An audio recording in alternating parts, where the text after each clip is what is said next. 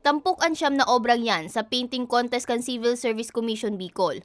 An artist sa likod kang kada obra, enterong empleyado kang gobyerno sa rehiyon.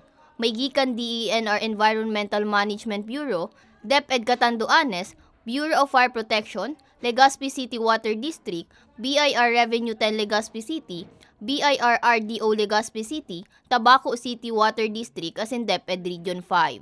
Sigun sa Regional Director kan CSC Bicol na si Daisy Punsalan Bragais, ang painting contest parte sa selebrasyon kang ika-123 na anibersaryo kan Philippine Civil Service Commission na obhetong magtaon ning kaugmahan asin pakonsuelo sa mga empleyado kang gobyerno. Nasaro man na magayon na pagkakataon nga ni maipahiling kan mga empleyado ang sa indang talento sa arte.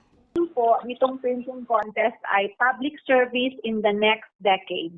Una po nung inopen po namin itong painting contest, sumulat po kami sa lahat ng ahensya ng gobyerno at nag-request po kami doon sa mga gustong sumali para naman po makita yung mga talent ng mga government employees po natin. So may criteria po ito kaming pinalabas.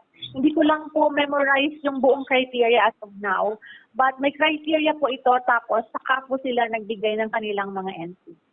Mahihiling ang mga obrang yan sa Facebook page kan CSC Bicol, kung saan pwedeng mag-heart o like ang netizen sa mga mapupusuan nindang obra.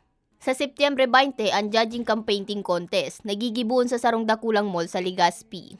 Sa lahat ng mga ahensya ng gobyerno na nagbigay po ng entry dito sa painting contest kasi ang pagtrabaho naman po sa gobyerno hindi lang talaga yung mandato ng opisina, but titingnan din natin yung side ng mga employees. Kailangan ma-harness din po yung kanilang well-being, kanilang mga talents, kasama po yung talents sa art. Alam po natin maraming magagaling na mga talented na government employees, kaya this is also one way of putting it out sa lahat na marami po ang mga talented na government employees.